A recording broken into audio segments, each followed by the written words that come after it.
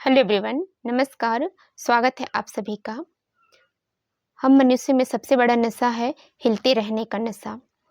हम कब शांत होकर बिना किसी मोबाइल को टच किए, बिना रिमोट कंट्रोल टच किए, बिना हाथ पैर हिलाए, कब हम शांत 10 मिनट बैठे हों।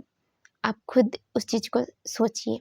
हमारा मन, हम स्थिरता में एक शक्ति पैदा कर सकते हैं। स्थिरता तभी आती है जब हमारा मन एकाग्रचित्त होकर बिल्कुल एक जगह पर स्थिर हो, और यह एक प्रैक्टिस के द्वारा ही आती है।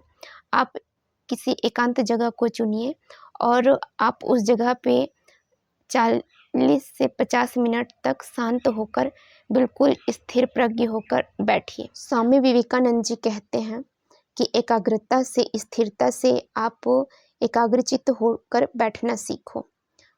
जब आपका मन स्थिर होता है, आप एकाग्रचित्त होकर बैठते हो, तो आपकी सारी ऊर्जा एक जगह पे एकत्रित होती है, और एक शांत ऊर्जा स्टील को भी काटने में क्षमता रखती है। वही ऊर्जा अगर बिखरी पड़ी है तो वो कुछ किसी कार्य का नहीं होती है। इसलिए आप इसको प्रैक्टिस, ये सिर्फ बोलने से या फिर वीडियो देख लेने से ये चीज़ें नहीं आएंगी। इसको आप प्रैक्टिस में लाना स्टार्ट करेंगे।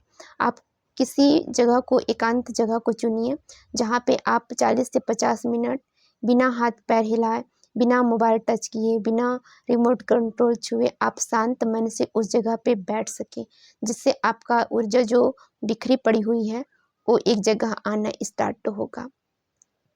आज के जनरेशन में यह बहुत बड़ी क्रांति का विषय है। ये बोलने में बहुत आसान है, मगर जब आप इसको प्रैक्टिस में लाना स्टार्ट करेंगे ना, तो यकीन मानिए स्टार्टिंग में आपको ये 5 मिनट भी करेंगे तो आपको बोझ लगने लगेगा, आपका मन अशांत होने लगेगा, आपको बेचैन, आपका मन बेचैन करेगा, आप में स्थिरता पैदा वो करने ही नहीं देगा। लेकिन जब आप इसको प्रैक्टिस करते करते आप अपनी हैबिट में ले आएंगे ना, तो आप अपने मन को एकाग्रचित करना स्टार्ट कर देंगे। इससे ये होगा कि आप किसी भी कार्य में आराम से फोकस कर पाएंगे। आज के जनरेशन में मोबाइल में छोटे छोटे नोटिफिकेशन, लाइक, शेयर, आपके छोटे नोटिफिकेशन, कमेंट्स, ये छोटी छोटी खुशियाँ देती हैं, मगर हमारे मन को अशांत रखती है, मन को बेचैन रखती है। इसको आज के ज़माने में डोपामिन एडिक्शन कहते हैं, जो हमारे मन की एकाग्रता को खत्म कर रही है, हमारी क्षमता को जो धीरे धीरे में नष्ट कर रही है। ये सजेशन दूंगी कि अगर आपको मूवी देखनी है ना, आप मूवी देख लीजिए।